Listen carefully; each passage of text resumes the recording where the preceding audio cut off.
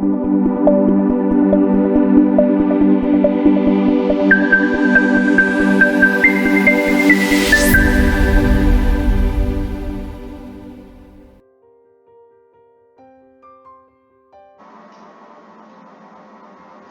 Morning, good evening, good afternoon students.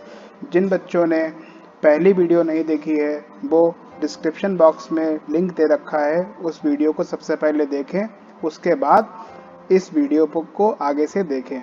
ठीक है, आइए स्टार्ट करते हैं ऑब्जेक्टिव ऑफ मैनेजमेंट। तो ऑब्जेक्टिव ऑफ मैनेजमेंट का मतलब क्या होता है कि भाई मैनेजमेंट के क्या क्या उद्देश्य हैं, मैनेजमेंट को अप्लाई किसी भी ऑर्गेनाइजेशन में करने के पीछे क्या क्या उसके फायदे होते हैं, वो हम लोग इसमें पढ़ेंगे। तो सबसे पहले मीनिंग लिखा हुआ है। Meaning, what are the meaning? Meaning are the ends towards which the activities of an organisation are directed. Meaning क्या है? एक ऑब्जेक्टिव है जिसके द्वारा हमारी ऑर्गेनाइजेशन की एक्टिविटी को क्या करा जाता है? डायरेक्ट करा जाता है। Managerial objective of the organisation can be classified into 3 major categories. जो मैनेजरियल क्लासिफिकेशन जो है वो 3 कैटेगरीज में क्लासीफाई करा जाता है। पहला है ऑर्गेनाइजेशनल ऑब्जेक्टिव, दूसरा है सोशल ऑब्जेक्टिव, तीसरा है पर्सनल ऑब्जेक्टिव। तो ये 3 तरीके के ऑब्जेक्टिव हैं हमारे, जो कि हमको इसमें पढ़ने होते हैं। ठीक है, आइए पढ़ते हैं ऑर्गेनाइजेशनल ऑब्जेक्टिव। ऑर्गेनाइजेशनल ऑब्जेक्टिव में हम लोग पढ़ते हैं? Organisational objective, these are the objective main at a prosperity and growth of organisation. ये किस पे फोकस करते हैं? ये फोकस करते हैं प्रॉस्पेरिटी पे, ग्रोथ के ऊपर। Generally it is assumed that the profit maximization is the main objective of every organization, but it is not true। ये हमेशा ट्रू नहीं होता है कि भाई प्रॉफिट ही हमको कमाना है, और भी कई सारे चीज़ें होती हैं। The manager try to develop to attain a variety of objective in all the managerial areas. Managers को क्या करना होता है? अपने ऑब्जेक्टिव को मतलब अटेन करना होता है। और भी तरीके के ऑब्जेक्टिव होते हैं, जैसे कि पहले नंबर पे हमें सर्वाइवल हमको दे रखा है, दूसरे नंबर पे प्रॉफिट हमको दे रखा है, तीसरे नंबर पे ग्रोथ हमको दे रखा है। ओके, तो ये 3 तरीके के ऑब्जेक्टिव हमारे होते हैं जो कि प्रॉफिट मैक्सिमाइजेशन से अलग होते हैं। पहला क्या है बच्चों? सर्वाइवल। सर्वाइवल का मतलब क्या होता है?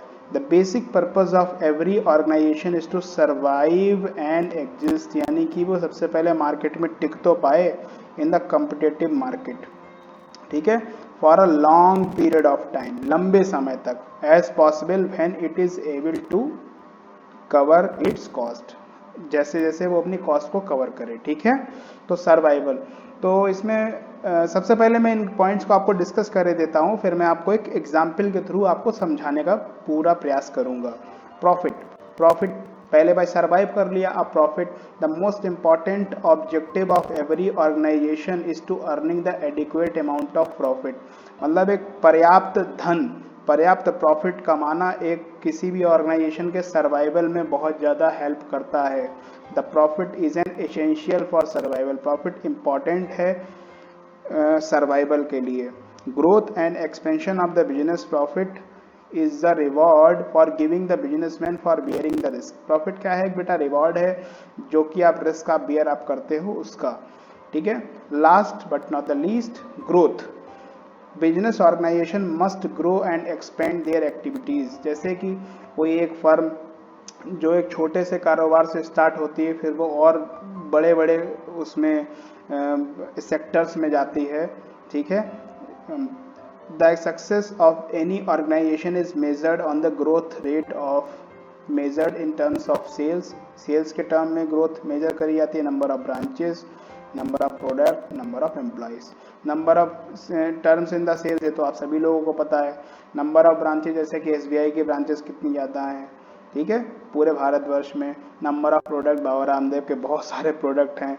ठीक है, नंबर ऑफ एम्प्लॉयज़, टाटा के पास सबसे ज़्यादा एम्प्लॉयज़ हैं। तो ये क्या है? तो ये ग्रोथ मेजर करने के कुछ पैरामीटर्स हैं जो कि हमको देखने हमको होते हैं। ठीक है, अब मैंने कि आपसे एक वादा करा था कि आपको एक ये 3 के तीनों पॉइंट्स मैं आपको एक एग्जाम्पल के थ्रू मैं आपको समझाऊंगा। तो इसका सिंपल सा एग्जाम्पल है, जो आप लोग फ़ोन अपने हाथों में पकड़े हुए हैं उसके अंदर जो एक सिम पड़ी हुई है वो जियो की सिम पड़ी होगी ही होगी, मुझे ये विश्वास है, क्योंकि जियो का सिम सबसे ज़्यादा यूज़ होने वाला सिम है, जिसके थ्रू आप सभी लोग इंटरनेट चलाना सीखे हैं। और मतलब सीखे क्या है, मतलब सबसे ज़्यादा कंजम्पशन इंटरनेट का जियो ने ही बढ़ाया है, एक मेजर कंट्रीब्यूशन रहा है। आइए देखते हैं जियो का कैसे इन तीनों, जियो की केस स्टडी से हम कैसे इन तीनों पॉइंट्स को समझ सकते हैं। पहला है हमारा सर्वाइवल।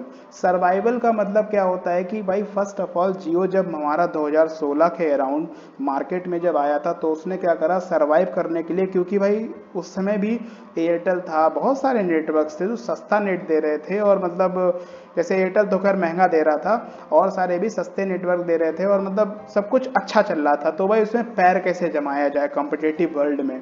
तो उसने क्या करा, उसने फ्री सिम्स उसने बांटना चालू करी। तो आप लोगों ने से कई सारे लोगों ने भी, आप लोगों ने महसूस किया होगा, लाइन भी लेकर लोगों ने सिम ली है।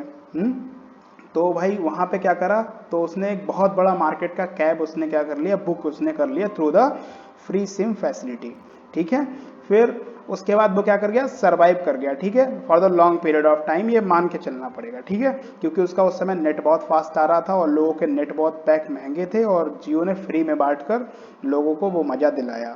ठीक है, फिर अब हम लोग समझने वाले हैं प्रॉफिट। अब जब प्रॉफिट इसने कैसे बनाया, भाई एक समय के बाद जियो ने कहा था कि 99 रुपीज़ का आप जो है क्या करा लीजिए, रिचार्ज आप करा लीजिए। अरे कस्टमर ने कहा 99 रुपये, 99 रुपये क्या, मैं आपको 100 रुपये भी पूरे पूरे देने को तैयार हूँ, 1 रुपया मैं नहीं लूंगा। ठीक है, तो कस्टमर ने क्या कहा, कस्टमर उसका लॉयल उसका बन गया। कस्टमर जब लॉयल जब बन जाता है ना, तो फिर वो बार बार आपके पास आना पसंद करता है, और जब वो बार बार जब वो आता है तो it give the birth to the business. तो ये क्या देता है, बिजनेस को एक बर्थ देता है। तो जियो ने क्या करा, तो जियो ने वही स्ट्रेटजी अपनाई। सबसे पहले लॉस मेकिंग स्ट्रेटजी से बिजनेस स्टार्ट करा, फिर लॉस मेकिंग को कैसे प्रॉफिट मेकिंग बनाया जाए उसके लिए उसने छोटा सा एक सब्सक्रिप्शन फी 99 रुपीज़ की उसने चार्ज करी। फिर उसके बाद एज ग्रेजुअली ग्रेजुअली ग्रेजुअली आप सभी लोग देख ही रहे हैं, सबके अब जियो लोग कहते थे सस्ता है, माइंड मेकअप हम लोगों का आज भी मान के चलते हैं कि जियो का है होगा तो सस्ता ही होगा। नहीं, ऐसा नहीं है, जियो भी उतने प्राइसेस चार्ज कर रहा है as comparison to other networks. Okay, तो जियो ने अब क्या बनाना चालू कर दिया, जियो ने प्रॉफिट बनाना चालू कर दिया, जो कि उसने पिछले शुरुआती दिनों में जो उसने लॉसेस को अकर करा था उसको कवर अप करने के लिए। ठीक है, अब वो रिस्क को भी बियर अप वो कर रहा है। ठीक है, अब ग्रोथ ये कैसे कर रहा है, ग्रोथ का मतलब जैसे क्या है, अब जियो जो है बहुत सारे सेक्टर्स में जा रहा है। फॉर एग्जांपल अभी आप लोग देख रहे होंगे वाईफाई में जा रहा है। ठीक है, वाईफाई में, वाईफाई सेक्टर बहुत तेजी से बढ़ रहा है, ब्रॉडबैंड सेक्टर। ठीक है, और जियो जो है आपके मार्केट्स में जा रहा है, जो छोटी छोटी जो मार्केट्स जो बनी होती हैं, मार्केट प्लेसेस, जैसे कि घर में जैसे सामान जो ग्रोसरी वाला जो स्टेजेस जो होती हैं वो सारी की सारी चीज़ें जो हैं जियो बना रहा है। ठीक है, और भी जियो बहुत सारे कार्य अपने प्रोजेक्ट पे काम कर रहा है। तो ये क्या है, ये ग्रोथ अपनी कर रहा है। तो जियो की ग्रोथ बेटा किस में हम लोग मेजर करेंगे, नंबर ऑफ कस्टमर्स। ठीक है, जियो के पास इस समय सबसे ज्यादा बेस ऑफ कस्टमर बेस है। ठीक है, as comparison to other networks. ठीक है, ओके, तो आई थिंक आप लोगों को ये तीनों पॉइंट समझ में आए होंगे। अब हम लोग जो है, हम लोगों का ऑर्गेनाइजेशनल ऑब्जेक्टिव खत्म हुआ। ठीक है, अब हम लोग पढ़ने वाले हैं सोशल ऑब्जेक्टिव। ये सोशल ऑब्जेक्टिव क्या होते हैं, हमारे समाज के प्रति क्या उद्देश्य हैं, हमारे समाज के प्रति क्या कर्तव्य हैं, वो हम लोग यहाँ पे सीखेंगे। Social objective of an organisation deal with the commitment of organization towards the society। भाई आपके सोसाइटी के प्रति क्या दायित्व हैं, आपके सोसाइटी के प्रति क्या कर्तव्य हैं, वो आपको करने होते हैं। ठीक है, the business organisation is a part of the society. Business organisation बेटा क्या होती है, सोसाइटी का पार्ट होती है, कि एक अभिन्न अंग होती है। They earn by using the resources of the society.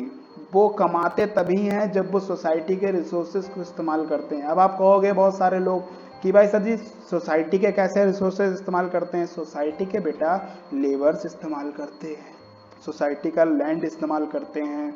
ठीक है, और भी कई तरीके की तमाम चीज़ें होती है, सोसाइटी का वाटर इस्तेमाल करते हैं। ठीक है, सोसाइटी की हवा इस्तेमाल करते हैं। भाई बिजनेस जब काम जब करेगा वहाँ पे, तो वहाँ के सारे की सारी चीज़ें इस्तेमाल करेगा, तो वो सारी की सारी चीज़ें यहाँ पे आएंगी। By using the resources of the society. They must do something for society also. वही बात है ना, एक हाथ से ले एक हाथ से दे वाला हिसाब होता है। सोसाइटी से अगर आप रिसोर्सेज अगर उनके ले रहे हैं तो उनको आपको पे बैक भी करना होता है। किस तरीके से आप पे बैक आप कर सकते हैं, उसके कुछ यहाँ पे तरीके दे रखे हैं। The major social objective of an organisation are supply a good quality of product at in reasonable prices. ऐसा भी नहीं आप क्वालिटी तो आप बढ़िया दे रहे हैं लेकिन प्राइसेस आपके रीजनेबल नहीं है, ठीक है। Contribution toward the desirable civic activities, मतलब जो आपकी सिविक एक्टिविटीज जो होती हैं उनकी तरफ आपको कंट्रीब्यूट आपको करना चाहिए। जैसे कि एजुकेशन की समस्या है तो स्कूल कॉलेजेस आप बनवा दें, पानी पीने की समस्या है तो आप वहाँ पे पानी पीने के टैप्स आप लगवाएं, ठीक है। वो सारी की सारी चीज़ें। जनरेशन ऑफ इकोनॉमिक वेल्थ मतलब लोग कैसे अच्छे से काम करेंगे, लोग कैसे अच्छे से वर्क करेंगे, वो सारी की सारी चीज़ें, ठीक है। लोगों का कैसा जो है पैसा बढ़ेगा, ठीक है। लोगों को कैसे रोजगार मिलेगा, जनरेशन ऑफ एम्प्लॉयमेंट अपॉर्चुनिटी, रोजगार कैसे मिलेगा। फाइनेंशियल सपोर्ट लोगों को कैसे मिलेगा, जैसे किसी को ज़रूरत है इलाज करवाना है तो आप फाइनेंशियल सपोर्ट आप दीजिए, ठीक है। Organisational educational health and vocational training programmes, अपने एम्प्लॉयज़ को एजुकेशन दीजिए, उनको हेल्दी रहने में उनकी मतलब जो कंट्रीब्यूशन आप कर सकते हैं अपने साइड से वो आप करिए। वोकेशनल ट्रेनिंग प्रोग्राम का मतलब क्या है कि यहाँ पे और कैसे अच्छे तरीके से उनको ट्रेन हम कर सकते हैं कि वो नई टेक्नोलॉजीज़ को सीखकर हमारी ऑर्गेनाइजेशन में कंट्रीब्यूट करें। Participate in the activity of social service project and government of NGOs, government के एनजीओज जो सर्विसेज होती हैं उनको कैसे वो लोग बढ़ाएं। By using environment friendly methods of the production, environment friendly methods of production को किस तरीके से हम लोग इस्तेमाल यहाँ पे करेंगे, ठीक है। किस तरीके से भाई कम से कम पॉल्यूशन हो, ठीक है, वो चीज़ें। Providing the employment opportunity to the weaker section of the society, जो weaker section of the society है उसको हम किस तरीके से रोजगार हम लोग दे सकते हैं, ठीक है। तो ये चीज़ हम लोग यहाँ पे पढ़ते हैं, ठीक है बच्चों। तो ये वाला भी आप लोगों को आई थिंक समझ में आ ही गया होगा, ठीक है। अब हम लोग पढ़ रहे हैं personal objective and the human objective और इंडिविजुअल ऑब्जेक्टिव। किसी भी एक बंदे के क्या ऑब्जेक्टिव होते हैं, पर्सनल ऑब्जेक्टिव क्या है, क्या किसी एक बंदे की रिक्वायरमेंट रहती है, वो चीज़ें पढ़ रहे हैं। Individual objective are related to the employee in the organisation, individual objective किससे रिलेटेड होते हैं, एम्प्लॉय से रिलेटेड होते हैं in the organisation. As the employees are the most important resource for every company. इसको हम लोगों ने पहले जब पढ़ा था तो हम लोगों ने ये पढ़ा था कि employees are the very useful assets, ठीक है। एम्प्लॉय जो है हमारी क्या है, असेट्स हैं। ह्यूमन रिसोर्स डिपार्टमेंट पे हम लोगों ने पढ़ा था। And the satisfied and motivated in the employ में contribute to the maximum in the organisation. भाई जो एम्प्लॉय आपसे सेटिस्फाइड है वो आपकी ऑर्गेनाइजेशन में बहुत ही मैक्सिमम तरीके से क्या कर सकता है, कंट्रीब्यूट कर सकता है। The main individual objective of management are, कौन कौन से इंडिविजुअल ऑब्जेक्टिव मेन होते हैं, fulfilling the financial needs of an employee, ठीक है।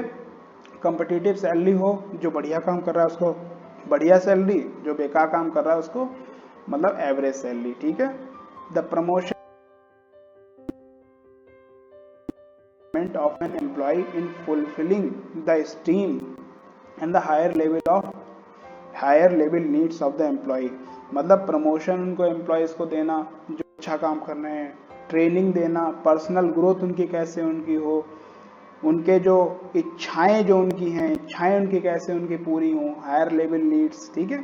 वो सारी की सारी चीज़ें कैसे पूरी होंगी यहाँ पे। रिकग्निशन, पीयर रिकग्निशन का मतलब जैसे उनके आसपास में जो उनके वर्कर्स जो हैं, उनके जो दोस्त लोग हैं, उन लोगों के बीच में कैसे उनको इज्जत देना, सेल्फ रिस्पेक्ट उनके करवा देना, ठीक है। Respect for the colleague to fulfil the social needs, social needs भी होती हैं कि भाई यहाँ पे उन लोगों की तारीफ कर देना तो एम्प्लॉय खुश हो जाता है। Good and healthy working conditions होनी चाहिए with the safety of the employee, ऐसा भी नहीं है कि एम्प्लॉय अनसेफ कंडीशंस में काम कर रहा है, सेफ्टी कंडीशंस होनी चाहिए, ठीक है। The worker may lose interest in the work if the objective are neglected, worker भाई यहाँ पे जो है काम फिर नहीं करेगा अगर जो ऊपर 4 ऑब्जेक्टिव जो आपको दे रखे हैं पर्सनल वाले में, वो अगर क्या हो रहे होंगे, नेग्लेक्ट हो रहे होंगे। The management must try to integrate the personal objective within the organization objective। ठीक है, मैनेजर क्या करता है, इन सब ऑब्जेक्टिव को इंटीग्रेट करने का काम करता है with the personal objective with the organisation objective. ठीक है, तो ऑर्गेनाइजेशन ऑब्जेक्टिव हमारे ये तीन हमने बताए आपको, ये आपको आई थिंक समझ में आपको आ गए होंगे। इधर सोशल ऑब्जेक्टिव ये बताया और आपको पर्सनल ऑब्जेक्टिव आपको बताया। ठीक है, अब इनको आप जो है इन कीवर्ड्स में आप याद आप कर सकते हैं। ठीक है, सर्वाइवल में क्या होता है, to remain in the market. Profit में क्या होता है, अर्निंग चाहिए। ठीक है, ग्रोथ में क्या है, new branches, adding more product, increasing the sale. ठीक है, तो इस तरीके से आप लोग इसको पढ़ सकते हैं।